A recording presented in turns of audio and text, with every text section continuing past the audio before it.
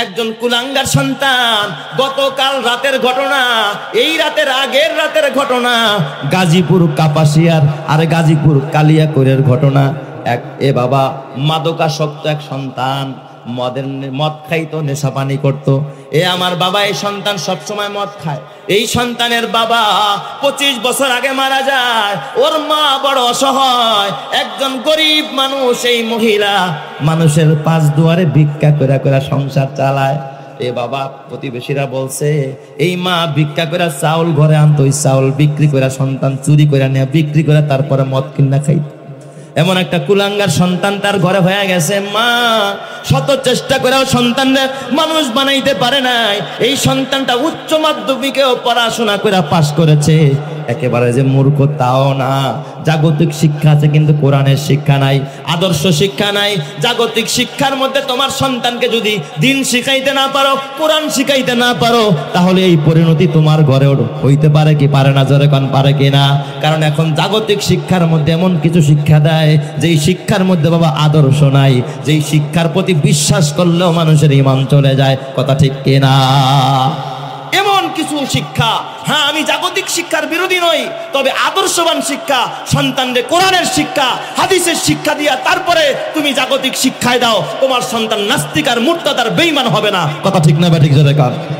কারণ জাগতিক শিক্ষার মধ্যে এখন শিখায় শরিয়তে অজগর। শরিয়তে কি? অজগর। শরিয়তে আপা, রস্যইতে ইঁদুর, দীর্ঘইতে এ বাবা ইঁদুর, আরে ঈগল পড়ায়। আবার এতে আপেল পড়ায়, বিতে বল, সিতে ক্যাট। এই জন্য সন্তান আপেল খাওয়া শিখে, বল খেলা শিখে, ক্রিকেট খেলা শিখে।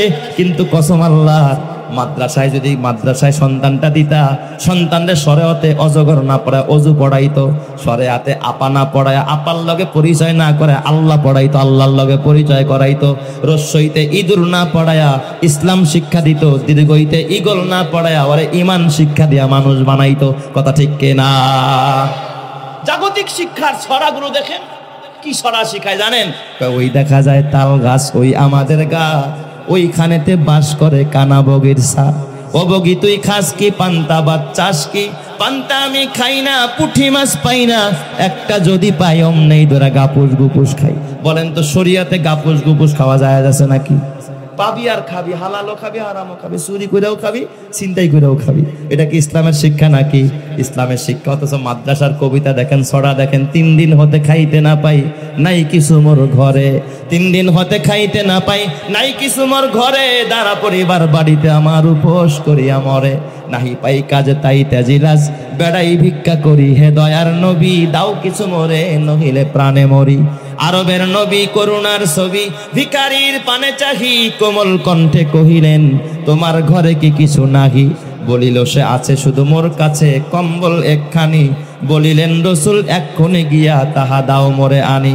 সম্বল তাহার কম্বল খানি বেচিয়া তাহার তরে, অর্ধেক টাকা দিলেন রসুল খাদ্য কিনিবার তরে। বাকি টাকা দিয়ে কুঠার কিনে হাতুল লাগিয়ে নিজে, বলিলেন যাও কাঠ কেটে খাও, দেখো খোদা করে কি যে। সেদিন হতে শ্রম সাধনায় চলিল ভিখারির প্রাণ, বনের কাষ্ঠ বাজারে বেচিয়া দিন করে গুজরান। দুঃখ তাহার রহিল না আর, সুখী হলো সে ভবে, নবীর শিক্ষা করোনা ভিক্ষা, মেহনত করো সবে। চিৎকার মেরে কন্যা আল্লাহু আকবার। এই বলেন তো এই কবিতার মধ্যে আদর্শ শিক্ষা আছে না নাই? এই জন্য আমার মাকে বলবো, মা ও মা, একটা আদর্শবান সন্তান রেখা কবরে যাও। তোমার সন্তান যদি হাফেজ হয়, আলেম হয়, তোমার কবরের পাশে এসে যদি হাত তুলা কাঁদে, আল্লাহ তাআলা সন্তানের চোখের পানির বরকতে তোমার কবর আযাব মাফ করে দিবে। কথা ঠিক কিনা? অথচ ওই কুলাঙ্গার সন্তান মা ভিক্ষা করে বেড়ায়, ভিক্ষা করে আইনা ঘরে চাউল রাখতো, চাউলটাও চুরি করে নিয়ে বিক্রি করে তারপরে মদ খাইতো। মা কান্ত, মা বাধা দিত, মার কাছে টাকা নাই, বারবার টাকা চাইতো মদের জন্য। মা টাকা দিতে পারতো না, মারে বেধড়ক মারপিট করতো। অথচ একটা সন্তান 25 বছর আগে বাবা মারা গেছে, এই সন্তানের দিকে তাকায় মা বিয়ে বসে নাই, ভিক্ষা কইরা কইরা সন্তানরে খাওয়ায়া মানুষ করছে। আজকে সন্তান মাদকাসক্ত হইয়া মারে এইভাবে নির্যাতন করে, মাকে মারপিট করে, মায়ের উপরে জুলুম চালায়। এমন কুলাঙ্গার সন্তান সমাজে অভাব নাই। এ আমার বাজান, গত 2 দিন আগের ঘটনা, মাকে সন্তান মদের টাকার জন্য প্রহার করেছে, মার দিয়েছে। কঠিনভাবে মেরেছে। জাতীয় দৈনিকের মধ্যে প্রতিবেদন ছেপেছে রে বাবা, দেখবেন। মাকে যখন মারছে রাতের বেলায়, সন্তান নেশা করার জন্য, টাকার জন্য মাকে মারছে। মাকে মাইরা সন্তান ঘর থেকে বের হয়ে গেছে। মা সহ্য করতে পারে নাই, মা একা একা নিবৃত্তে কেঁদেছে, আল্লাহ যেই সন্তানরে 10 মাস 10 দিন কত কষ্ট করে পেটে বোঝা পাইলাম, আল্লাহ যেই সন্তানের চোখের দিকে তাকাইয়া আমি মা বিয়ে বসলাম না, আমার জীবন যৌবন সব আমি মাটি করে দিলাম, আজকেও আমার এইভাবে বেধড়ক মারল, আল্লাহ গো এই মুখ আমি কারে দেখাবো। মা রাতের বেলায় একটা কাপড় দিয়ে, ওড়না দিয়ে ওই ঘরের সাথে ফাঁসি দিয়ে মা আত্মহত্যা করেছে। মা মারা গেছে, লোকেরা সকালবেলা দেখেছে, পুলিশ আইনা তাকে সেখান থেকে নামায়া ওই দাফন করে দিছে কবরের মধ্যে। কিন্তু কুলাঙ্গার সন্তান কত বড় কুলাঙ্গার, ও তো আর আসে নাই, বাড়িতে আসে নাই, লাশ দাফনের সময় আসে নাই। ওই কুলাঙ্গার সন্ধান পরে মায়ের কবর যেই জায়গায়, ওই কবরের কাছে গেছে রাতের বেলায়, ওই কবরের সব মাটি সরায়া বাঁশের চাটি উঠায়া পরের দিন রাতের বেলায় মায়ের লাশটা আবার কবর থেকে উঠেছে। মায়ের লাশটা কবর থেকে উঠায়া, এইটা আপনাদের এই যে কালিয়াকৈরের ঘটনা, গাজীপুরের ঘটনা, মায়ের লাশটারে ওর ঘরের মধ্যে নিয়ে মশারি টানায়া দিছে। তোষক দিয়া মায়ের লাশ ডাকছে, কম্বল দিয়া ডাকছে, মশারি টানাইছে, ফ্যান ছাড়ছে, এরপরে বাহির দিয়া তালা মাইরা আবারও বের হয়ে গেছে। এ আমার বাবা, তার মানে মায়ের উপর নির্যাতন শেষ করে নাই, মরার পরেও কবর থেকে উঠায়া যেই কুলাঙ্গার সন্তান মায়ের উপর নির্যাতন চালায়, বলেন তারা সন্তান না সন্তান নামের বড় সন্ত্রাস? কথা ঠিক না বেটে কি জোরে কর? এই জন্য আমার বাবা, তুমি যদি একজন আদর্শবান সন্তান রেখা কবরে যাইতে পারো, ও আমার মায়েরা, তুমিও যদি একজন আদর্শবান সন্তান রেখা কবরে যাইতে পারো, তোমার মৃত্যুর পরে তোমার সন্তান যদি হাত তুলে দোয়া করে, তোমার কবর আযাব মাফ করে দিবেন যিনি, তিনি কে? এ আমার বাবা, তোমরা তো জানো না, তোমাদের হাতে পায়ে ধরে বলি রে বাবা, একজন হাফেজে কোরআনের মা কত বড় ভাগ্যবান। একজন হাফেজ সাহেব হেফজ পড়ার পরে কাতারে তিনি একটা মসজিদের ইমাম হয়ে গেছে। হঠাৎ তার মা অসুস্থ, মা তার বাবা নাই, ওই কাতার থেকে বারবার মায়ের সাথে ফোনে যোগাযোগ করে, মা গো কেমন আছো, তোমার কি লাগবে মা তুমি আমারে বলো। মা তো তার সন্তানরা হাফেজ বানাইছে, সন্তান দুনিয়ায় থাইকা এই মায়ের খেদমত করার চেষ্টা করতেছে, বিদেশ থেকে টাকা পাঠায় মা যেন ভালো খাইতে পারে, মা যেন ভালো করতে পারে, মা যেন ভালো থাকতে পারে। সন্তান নিয়ত করেছে সামনের রমজানে দেশে আসবে, দেশে আইসা মায়ের জন্য একটা ছোট্ট বিল্ডিং করে দিবে, মা যেন ঘরের ভিতরে সব কাজ করতে পারে। সন্তানের প্ল্যান সব কিছু মায়ের সামনে পেশ করতেছে। একদিন মারে ফোন দিয়া ডাক দিয়া কয়, মা গো ও মা তোমার কি লাগবে? মা আমি রমজানে আসার সময় তোমার জন্য নাকের ফুল আনবো, কানের দুল আনবো। মা বলো তোমার আর কি লাগবে? গলার মালা চাও তো এনে দিব, ও মা হাতের বালা চাও সব এনে দিব। কিন্তু কসম আল্লাহর, ওই সন্তান রমজানের মাঝামাঝি দেশে আসার জন্য যখন প্রস্তুত হয়ে গেছে, হঠাৎ তার মা আগের থেকে হাড়ের রোগী, তার মা রমজান মাসে সাহারি খাইতে উইঠা সাহারি খাইতে বসছে শীতের মধ্যে। এ আমার বাবা সাহারি খাবে, অর্ধেক খাওয়া হয়েছে, ওই অবস্থায় তার মা স্ট্রোক করেছে। ওই জায়গার ভিতরে আশেপাশের লোকেরা ঘরের ভিতরে যখন দাপরানির আওয়াজ পাইছে, আইসা ঘরে ডুইকা দেখে তার মা ওই জায়গার মধ্যে স্ট্রোক করে ঘুমরাচ্ছে। হঠাৎ করে তারা ধইরা তাকে যখন হাসপাতালের দিকে নিয়ে যাওয়া হচ্ছিল রাতের বেলায়, হঠাৎ ওই পথিমধ্যে মাকে ভর্তি করার আগেই জায়গার মধ্যে ইন্তেকাল করেছে। সন্তান তো কেনাকাটা সব কমপ্লিট করে ফেলেছে, দেশে আসবে মায়ের জন্য, মায়ের জন্য ঘর বানাবে, মায়ের জন্য অলংকার কিনেছে, মাকে নিয়ে আনন্দে থাকবে, সে নিজেও বিয়ে শাদী করবে, এরকম একটা প্ল্যান নিয়ে হাফেজে কোরআন দেশে আসতেছে। হঠাৎ কইরা ওই সন্তান সব কেনাকাটা শেষ, এখনো দেশে আসে নাই, টিকিট করে নাই। হঠাৎ কইরা তার খালাম্মার মোবাইল থেকে ফোন গেছে, বাবারে তোর মা তো দুনিয়ায় নাই, তোর মা গত রাতে ইন্তেকাল করেছে। এই খবর যখন সন্তান পাইছে, সন্তানের কলিজায় পানি নাই, সন্তান আধা পাগল হয়ে গেছে। আল্লাহ, এই দুনিয়ায় আমার মা ছাড়া আর কেউ নাই, আমার মা তার জীবন যৌবন সব বিলীন করলো আমার জন্য, আমারে কোরআনের হাফেজ বানাইছে, আমার মা তার নিজের চাহিদাকে জলাঞ্জলি দিয়েছে। আল্লাহ গো, আমার মা চলে গেলে আমার তো দুনিয়ায় দেখার মতো আর কেউ নাই।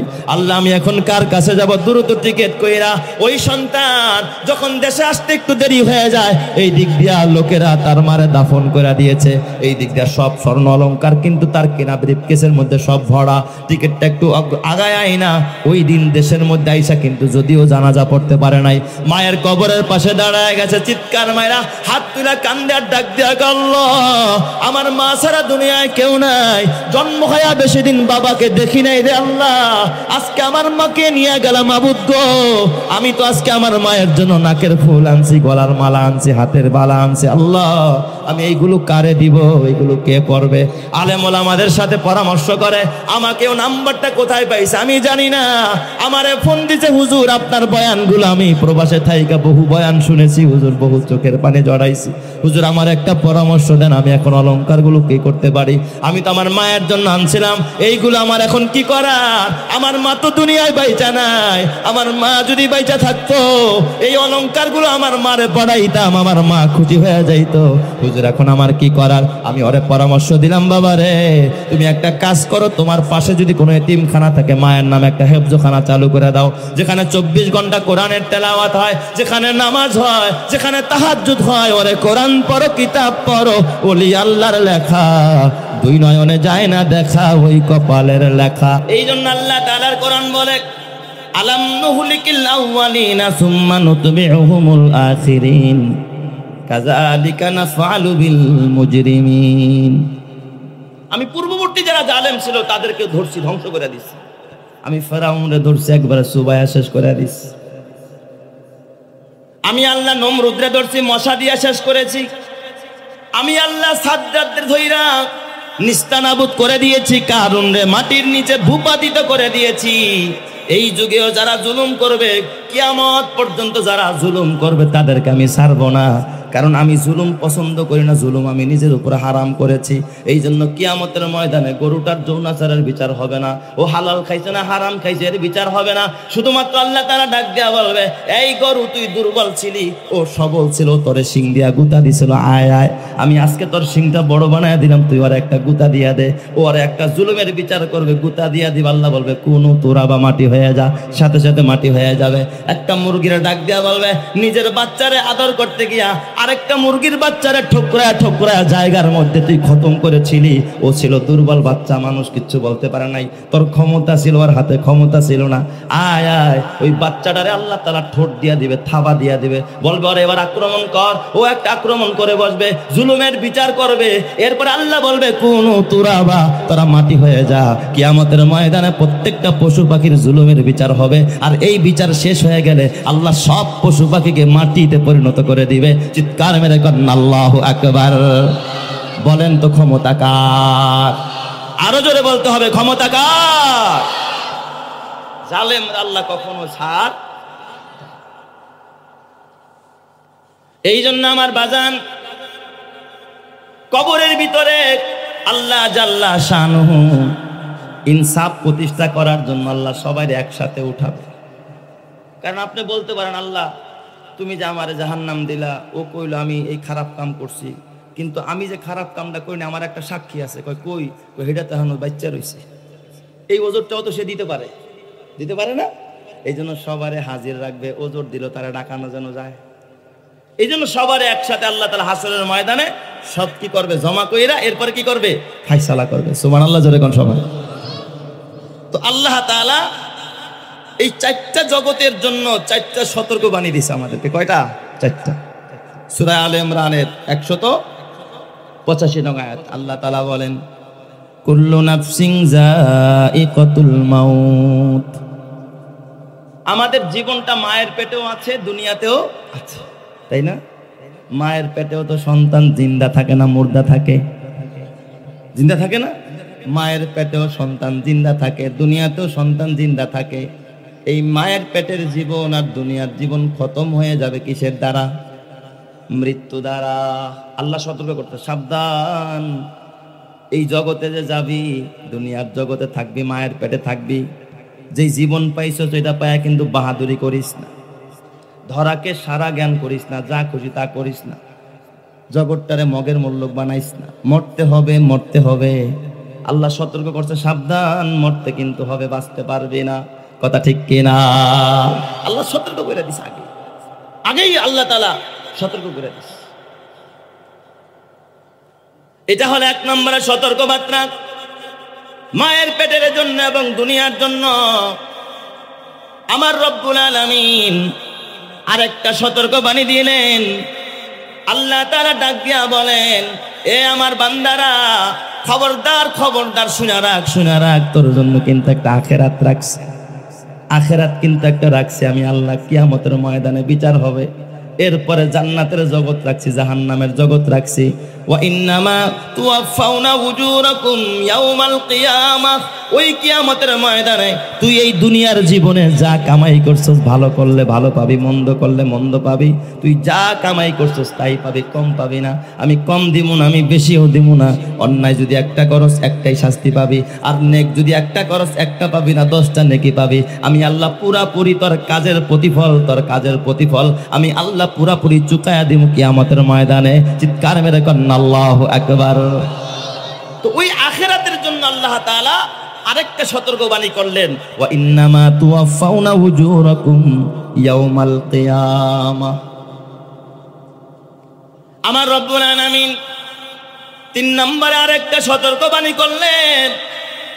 আল্লাহ তাআলা জানায়া দিলেন, তবে বান্দা খবরদার, এই দুনিয়াতে যা খুশি তাই করিস না। মনে করিস না একটা বাড়ি করলে সফল হয়ে গেলি, না না। চেয়ারম্যান হলি সফল হলি, না না। এমপি হয়ে গেলি সফল হয়ে গেলি, না না। মন্ত্রিত্ব পায়া গেলি সফল হয়ে গেলি, না না। ছেলে একটা বিসিএস ক্যাডার বানালি সফল হয়ে গেলি, না না। 4টা ছেলে সরকারি চাকরিজীবী বানালি সফল হয়ে গেলি, বান্দা, না না। আল্লাহ তাআলা বলে, ফামান যুহজিহা আনিন নার ওয়া উদখিলাল জান্নাতা ফাকাদ ফাজ। যেই ব্যক্তি আখিরাতে জাহান্নাম থেকে বাইচা গেল আর জান্নাতের মালিক হয়ে গেল, জাহান্নাম থেকে বাঁচলো আর জান্নাত পায়া গেল, যে জাহান্নাম থেকে বাইচা জান্নাত পায়া গেল, আল্লাহ বলে ওই মানুষটা দুনিয়া ও আখিরাতে সফল হয়ে গেল। চিৎকার মেরে কন্না আল্লাহু আকবার।